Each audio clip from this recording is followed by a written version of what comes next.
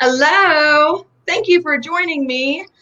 This is your Monday Mavericks here at OCD Gamechangers. We're live on Facebook. We'll be posting this later on our YouTube channel. My name is Chrissy Hodges. I am the executive director of OCD Gamechangers. I'm also the founder, and I am the author of Pure OCD, the invisible side of obsessive compulsive disorder. I'm a peer support specialist and do consultations around the world, including referral consultations. And as you saw, if you joined us for Fireside Friday on Friday, I just launched a new business called OCD Peers, where we run groups for peer support, not therapy. And we also do community nights. And this week we're running 12 groups, I think. 12 groups during the week, all different themes. It's going to be phenomenal. Anyway, that is me. And I will have Mr. Corey Hirsch introduce himself. Hey, hello, Chrissy. Gamechanger Maverick.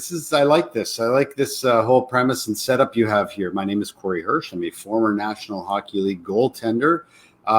Suffer from obsessive compulsive disorder, pure O, very similar to Chrissy's. I have sexual intrusive thoughts that didn't ask for them to be there. Didn't want them there. Really had no choice. But yes, I'm in the club. So raise the roof. And I am a mental health advocate too. My article's in the Players Tribune. You can look it up there. Websites. I'm on Instagram, Twitter. I speak on mental health. And Chrissy and I met really before my story came out in the Players Tribune, and played in the National Hockey League in and out of it for about 10 years. When probably my third season full in the NHL. Suffered from panic attacks and just really didn't know what was going on, and all those wonderful things that come with OCD. I am on the other side, doing amazing, had therapy called ERP, got medication, and now I still battle with it every once in a while, but it's like a little gnat. I can bat away, and it's a fly now instead of a screaming monster at me. But again, Chrissy, thank you for having me on, and I'll let you talk about what you want to talk about first. Yeah. I just wanted to tell you what Monday Mavericks is all about. You may not know this, or you may have heard differently, but there are many organizations out there dedicating to supporting OCD and OCD related disorders. Many of those people who run these organizations have been on this program or my fireside chats. Just a couple would be Made of Millions, No CD, Riley's Wish. Then we've got OCD Action, OCD UK, and there's a plethora of more organizations. And our own, of course, OCD Gamechangers here, as well now as OCD Peers. We at OCD Gamechangers think it's so important to work together and collaborate. Our community is huge. It's all over the world. And we need everybody that we can doing their part to be able to find people and help educate them and let them know that there really is help. So that's one of OCD Gamechangers' missions, is to elevate people that are doing wonderful things in a community, because we believe collaboration is so important in reaching people in our community. That's what Monday Mavericks is all about. Bringing people on and talking about the wonderful, creative, innovative projects they've done, the things they've dedicated their life to, so we can help expand and support our community. So that's what Monday Mavericks is. Yay! And so our Maverick of the day is Mr. Corey Hirsch. So Corey, before you get started, I know you got a big announcement for me. Before you get started, I just want to say really quick, Corey and I met many years ago. I had just put out Pure OCD, my book, and all of a sudden I get this rando message from this dude, and he's like, "Hey, my name's Corey, and we need to talk. What's your phone number?" And I was like, I wasn't that aggressive, was I? Yes, you were. Sorry, Sean. And then you were like, "I'm friends with Clint Malarchuk." And I was like, okay, so maybe he's all right. Anyway, we talked on the phone. I remember the first time we ever talked on the phone, and you were like, "I want to come out as a pure OCD advocate. I want to start talking about this stuff." And I have been so honored to watch you as you have flourished and just touched thousands of lives, Corey. So thank you for everything that you've done. I hope that you know how important you are to our community, and it's just such an honor to be your friend and your colleague. Well, thank you. Yeah, and it was, I remember seeing when your book first came out, and part of the reason I felt we needed to connect was because I had never met really anybody with sexual intrusive thoughts like I had. And your book was like, it was speaking to me, except for from a female perspective. So it was, and that damn banana you have over your shoulder every time. A great reminder that I still have OCD. But no, it was the first time that I hadn't really met many people. I was such a newbie to the OCD community. And then to meet someone that put out a book, like when I was struggling at my worst, I remember, okay, so this is 95-ish, 96-ish. So no internet, of course, like you're looking through bookstores. I was looking for trying to self-diagnose. What is this? And there was nothing. Like there was nothing. I didn't know what it was. And it was miserable because I was like, I'm crazy. There's nothing out there for me that's going to diagnose me. There's nothing out there that anybody's written about. But back then people it just wasn't talked about. The stigma was real. So, fast forward, so I got 25 years later, and to meet you in your book was, so very brave of you to come out with that, because it was a taboo subject. It's part of that. Our OCD is what keeps us in hiding, is because, these thoughts we don't want them in our head, and we don't want people to know, but that we're thinking them when again, they're just silly, random thoughts that we all have every day. But OCD, we put too much pressure on them. We put too much thought into them. So to see your book come out and what I was going to go through with my own OCD, and Chrissy, it's taken me until now to admit that I had sexual intrusive thoughts. Like even the article that came out in the Players Tribune, I wouldn't talk. I remember. I was like, where are those sexual intrusive thoughts, bro? Yeah, right. Like, because I was still like terrified. Now it's scary. I don't care. I don't care if somebody thinks I'm gay or whatever. Right? Like it should be HOCD, by the way, sexual orientation OCD. Yeah, I don't care. I really don't, because it doesn't matter. It's just a thought. And I'm a huge supporter of a lot of my LGBTQ friends, and it's not about anything like that. And it's so freeing to be able to sit here and talk about it, because like I said, that was the last chain to fall off for me. And when your book was just, so that's why, I had to connect, and it was a great thing that you've done. And, hopefully I have a book coming out too here, probably in about a year, that'll be probably not quite as in depth as yours but it'll talk a little bit about all that stuff too. And Chrissy, what I talk about in my book too is that I was afraid to write that stuff in my book. And you and I talked about this. I called you about a week ago or a couple of weeks ago, and I said, I'm afraid that someone's going to think that I'm homophobic, or that someone with a child that has an actual gay child or lesbian or LGBTQ child is going to go, well, maybe you have OCD, son or daughter. Well, maybe you're like this. No, there's a distinct difference. But I don't want to be seen as I guess the homophobic part of it is, I don't want someone to try to twist it into that, because it's not into that. And anybody that knows about OCD and anything like that knows that it has nothing to do with any of that. The content is the content. It's all garbage that you can toss away, whether it's harm, sexual intrusive, religious, washing your hands, germs. The content is garbage. So, and you helped me with that conversation. So in the book, I'll talk a little bit about that, and I think it'll, hopefully some people can relate to it. I think it'll be a book that people enjoy and get something out of. I think that's such an important topic, is the fear that people who, when you have if you don't know and you're watching this, we have sexual orientation OCD. A lot of people who are straight that go, oh my gosh, am I gay? What if I'm gay and I don't know it? Or what if I turn gay? It's been labeled for years as HOCD. And that's what I had. That's what Corey had for a long time. And the kind of like the secondary shame piece of that is, majority of people would not care if they were gay. Like, okay, I'm gay, fine. But then it's like, but I don't want to be, because I like dudes and Corey likes chicks, but I can't stop the thoughts. And so the secondary fear is homophobia, that people are going to believe that we're actually homophobic. And that was one of the biggest hindrances of me doing advocacy, Corey. And I finally, right when I started coming out on my story, I went to one of my girlfriends who was gay, and I told her, and I was like, look, I'm just really nervous. And she started laughing, and she was like, I'm sorry, I don't even think I'd let you in our club. that's and that right.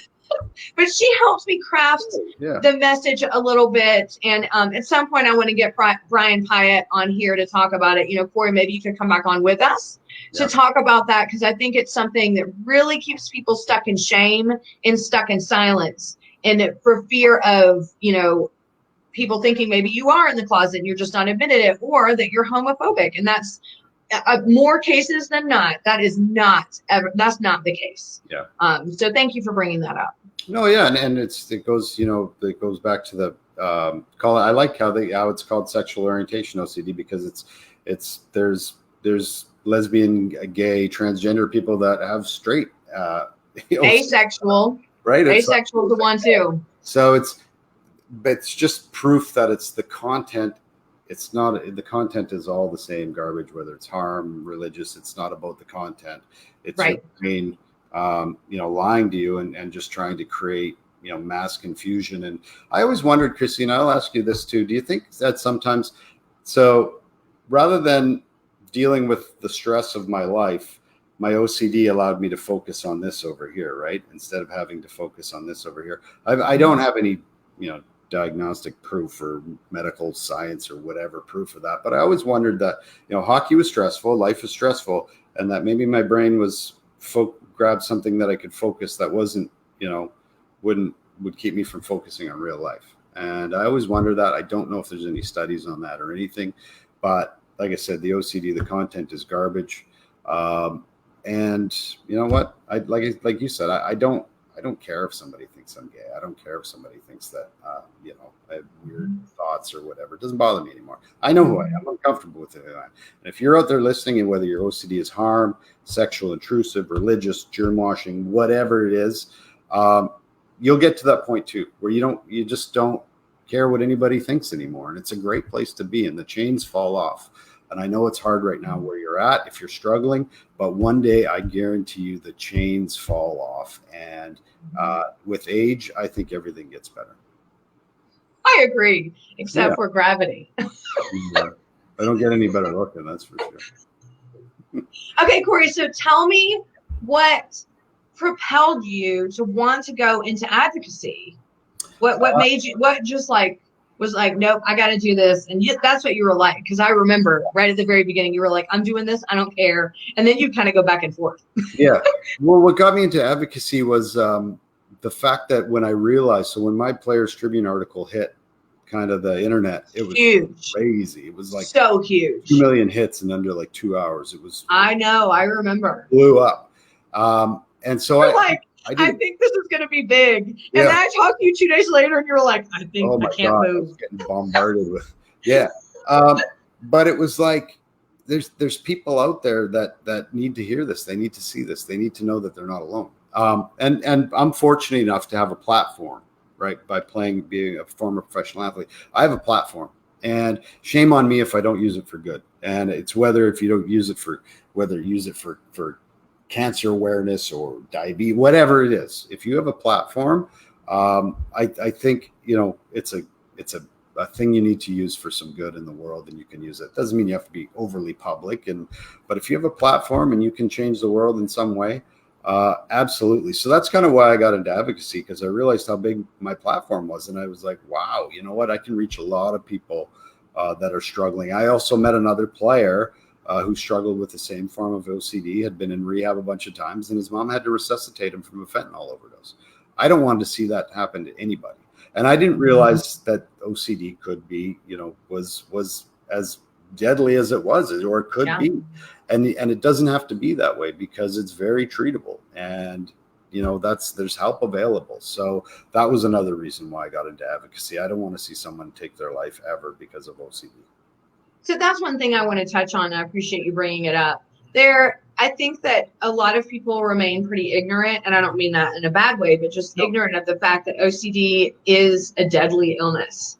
And I'd love to touch on that. I had a suicide attempt. I know that you had a suicide attempt. And I think that what happens is in advocacy, especially, there's just this, oh, okay, you can get better, and yay, and let's just focus on hope. When in reality, we've got to focus on getting to people. Like I was saying earlier in the show, like, we've got to focus on getting to people who are down in the depths. I mean, this, especially with the intrusive thoughts, the pure OCD piece, is when, these people, because it's intrusive thoughts and mental rituals, they suffer for years and years and years and years and years. And at some point, inevitably, suicidal ideation is going to start happening. And so I think that by not acknowledging how prevalent suicidal thoughts are, or even feeling like I can't go on like this, we're really doing a disservice to the community. We're really doing a disservice, or we're just really not hitting what we should be and impacting people with the knowledge they need of, like, OCD can manifest of thoughts of pedophilia. Like, the end. Come on. So I don't know what your thoughts are on that. Well, I think it's underdiagnosed. I think it's very underdiagnosed. I think there's a lot of people out there that are walking around, don't know what's going on in their own brain, and it can seem very real. And the first therapist that I went to couldn't diagnose me. Now, this is back in 1995-ish. So because she wasn't trained properly in seeing what OCD is, because OCD is sneaky. It morphs into it. And sometimes you don't know what you're dealing with and what it is. And it can seem really real. And, so I think that there's probably a lot more going on out there than we know. It's supposed to be 2% of the population. So, supposedly, what about all those people that are misdiagnosed? I think COVID is going to actually bump it up too. I really do. I think there'll be a lot of people that are going to be worried about getting sick or getting loved ones sick. And I think it's underdiagnosed, and I think it's misunderstood. I think it's taken as a bit of a joke at times. Yeah, exactly. And that's not cool. It's not, that's not cool. There's so many. And I think, Chrissy, that's probably why my article kind of blew the doors off too, because people were like, holy shit, OCD isn't just hand washing and being neat and organized. No, it's not, right? There's so many different facets of it. And I have to even watch myself because, I'll be like, I've even called you before, and I'm like, yeah, I think my OCD, it's good, it's at bay. And I'll tell you something. You're like, dude, that's your OCD. And I'm like, no, it's not. You're like, yeah, it is. And I'm like, holy shit, it snuck in there somehow and weaved its way in and fooled me into thinking it was an OCD, right? And I do that. I do that with relationships now. So I recognized it took me a long time after a couple of disastrous moments in relationships. I have relationship OCD, and I have to watch because it can seem very, very real. Because maybe my partner doesn't love me. Maybe I do. Maybe I don't love my partner. Or maybe I'm not. Maybe my partner thinks I'm not good looking, or right. Like those are all legitimate questions people ask themselves. So I have to watch myself when I get into that type of thinking. And that's kind of where I'm at right now with my OCD. And it took me a while. It took me a bit to realize that. So I struggle with that now a bit, but and the major anxiety and panic attacks don't come with it for me with that, because it seems so real. So it's not really like it's like, but so I can get into the ruminating and thinking about it. And it's something that I've had to really work on. Mm-hmm. Well, tell me a little bit about, first I want you to let everybody know what you were doing with the other organization called Gamechangers. Oh, the school. Which one? There's so many. Everybody's called Gamechangers. Yours is the best, though. No, I was the first. You were the first. I was doing. I was going into schools and talking about mental health to school kids, and it's all over. Yeah, my goal is to get education in the schools. What I see right now is that our governments keep throwing money at the fire, and it's like, go put the fire out, put the fire out. Well, here, do the prevention in the schools so you don't have to put the fire out later. Let these kids know, teach them about OCD and bipolar and schizophrenia and depression and anxiety. Teach them what it is. Teach them what it is to look for. It's not hard. Give them the information. Why withhold the information? Why was the information withheld from me? Why was it withheld from you, Chrissy? Like, it almost killed us. I know. Right? If someone would have said, you know what, you can have obsessive thoughts of sexual intrusive about being gay, or you start having intrusive thoughts about harming somebody, could be OCD. Well, guess what? You know what? I probably would have went to see somebody the next day. Instead, you hide for so many years because you don't want anybody to know, and there's a shame and a stigma. So give our kids this information, because there's a kid out there right now that today will develop harm thoughts, will develop sexual intrusive thoughts. And they are going to be just like we were that day that it happened to us. So give them the information so that they can get early diagnosis and help. And then we don't have to put out fires, 20 years later of our system being overwhelmed. People learn how to take care of themselves and get help. So that's what my OCD program was for schools and all that. But I do have some great news for you. Tell me. I am getting a podcast on the Players Tribune. Oh my God! There's going to be a trial for a few shows and all that, and then we'll see where it goes. But that's amazing.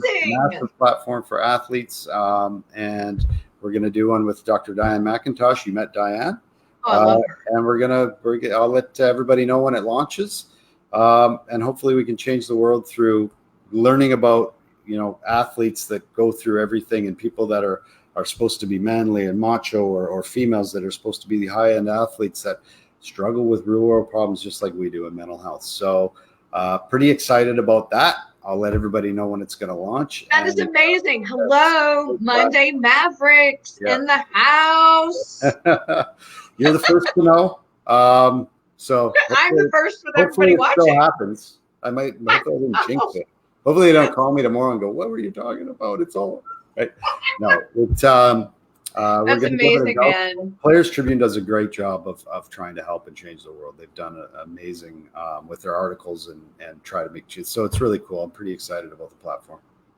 That's awesome. I'll have to connect you with Ben Ruvo, who he had. Do you know who he is? He did have Open Mind Gym, and he is like a force in college, like bringing people together. I went and spoke at his college. He is just bringing the word down, like the scripture down about mental health and athletes. And they've just combined with another organization. I would love to connect the two of you. I think, being able to, I'm sure he would look up to you and like some of the athletes and really y'all could help collaborate. So I will, I didn't mean to say like he'll look up to you, but you know what I'm saying? At the Player Tribune level, like being able to collaborate would be so amazing for both. So it's the platform. The platform is to educate and help people and give hope, and that people have been through crappy times that are hopefully on the other side, or still might be struggling themselves, right? It's a major platform that hopefully we can bring more awareness to. So let me ask you this. So I published my book in 2017. So that was right when you started to get into it. What has been one of the biggest benefits? I know I'm going to ask you first. What's been one of the biggest challenges about coming out and becoming an advocate and talking about this stuff? Then we'll go to the benefits. One of the biggest challenges is separating the people that no, you know what? One of the biggest challenges is picking my battles, choosing my battles wisely. Mm-hmm. So I go after every little person that says, "Oh, I'm so OCD, I clean my house," right? Those little jokes that people make, or they text or tweet, "I'm so OCD, my house is really clean." Like, who was it? Kim Kardashian said it, I think. I don't want to throw her under the bus. Somebody said something. But those little OCD jokes that people make? Well, no. Let's not talk about the Kardashians and OCD. Right. There's a whole history. But point being is that I try and learn to stay above the trees, right? I've got bigger issues and bigger things that I want to do, rather than fight with every troll on Twitter that doesn't believe in mental health or doesn't believe that our schools need that's not where my battle is. My battle is with the government to try and get it in schools and prevention and all that, right? My battle isn't with some guy behind his computer. So that's been the biggest challenge. Is choosing my battles wisely. But one of the biggest benefits, Chrissy, is I've had more opportunity come my way since publicly telling my story than I've ever had in my life. People wanting to help, people wanting to make change. And it's amazing what comes from trying to do good in the world, rather than when I was a hockey player, it was about me. It's about me and my game. So how's my pregame? Is it cooked properly so I can play well? Where's my skate? Are my skate sharpener? Is this all this? It was all about me. And turning my life since the day, those days, changing my life into a life of significance where it's about helping others. And it's amazing the opportunities that come to you when you change your focus, rather than, is my focus to make money? No, my focus is to help people. But guess what comes with that? Money, right? You get job offers, you get people wanting to have you speak, so it's putting your priorities in place, doing good first, and then all those other wonderful things come with it. And that's probably been the biggest benefit to all of it. I'm glad you mentioned that, because I think that's a great kind of segue into, this show and what Gamechangers does in general is, people are really afraid to come out and talk about their story. A lot of it is shame. A lot of it is stigma. And we really only see the negative side of it. What if I come out and talk about this and people think this, or people think that, or I lose friends, or I'll lose that? I'm just going to be transparent. Yeah, you will lose friends. Yeah, but the friends that I've lost, bye. Right? Bye-bye. But either way, like, I love that you said that, and I feel the same way. Like, life has been exponentially better since and not a lot of that is just about advocacy in general. It's about freedom. Yeah. It's about releasing what I have had inside of me for so long that was creating self-hatred, and that was creating, shame and guilt and embarrassment, and being able to release that and then see there's a whole community out there of people. And there's, again, like, lots of people that we haven't even connected with yet, which is why what you're doing is so important. Connecting with schools, now doing a podcast, what OCD Gamechangers and all of the organizations I mentioned earlier, just what everybody is doing to try to connect with people. Because when you find out exactly what you just said earlier, when you find out you're not the only one that has these bizarre sexual intrusive thoughts, that right there is the beginning of healing. That is the beginning of normalcy. It is the beginning of really, it can be the beginning of self-love. Yeah. So absolutely. Yeah. And I'll go back to say, I have a saying that, what, if someone doesn't accept you for your mental health issues or what you got, then those aren't your people. Go find exactly. But that also means that it doesn't give you the right to be an asshole, right? I mean, let's call a spade a spade, right? Let's call it the truth, right? Like, doesn't give you the right just because you got mental health issue. Like you still have to be a good person, right? Like, do good. I just want to get that out there too. But in the same sense, thank you for that. And just helping other people has been better and more satisfying than any win I ever got playing hockey, right? Anything. And that's what really is kind of an opener for me. And if you're scared to tell your story, well, and I'm proof that I threw it out there to the world, to the Players Tribune, and I never got one bad comment back, not one. And I got thousands of love and support, and people will love and support you, but it's on your own time too. People are like, oh, you came out with your story. It took me 20 years. Took me 14 after diagnosis. Yeah. So 96 or 97, I got diagnosed. 2017, my article came out. 20 years, right? And if you're not feeling like, I got comments where, I don't feel very brave or whatever. I want to tell my story, but I just can't. That's okay. That means you're not ready. Yep. Tell it when you're ready. But when you are ready, it's the most freeing thing you can ever do in the world. It is. I'm the same, Corey. I rarely ever get negative comments. If they are, it's usually just mix up or misconception, or it's just buttholes. Yeah. I've got, I've talked about suicide a few times, and you get a lot of, there needs to be a change to that stigma. I get some stuff where people still think it's taboo, that you shouldn't speak about it and talk about it. Bullshit. Oh, exactly. Secrets are toxic, and we need to talk about it. And talking about suicide does not create more suicide. If you are suicidal, I need to know. I need. I don't care. I'll ask people. Are you thinking of harming yourself? Are you thinking? Because I need to know. Because then I can help you. If I don't ask you, then I don't know. Right? I can't see it. We can't see mental health. So we also need to know who our allies are.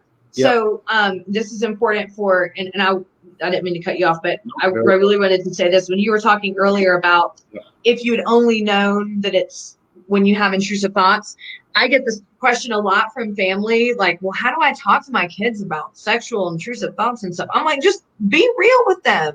Yeah. Because here's the thing, if they know they have an ally and all of a sudden they're having an intrusive thought about like harming an animal or harming the parent, for God's sake, like they can come to you and know that you're not going to freak out and that you're going to sit down and be like, let's chat about this. Let's figure this out. It's the same with suicide. It's never too early to talk to your kids about it, to let them know you are an ally. And when they feel that way, they can come directly to you and you are going to hold them or get them help or whatever you need to do.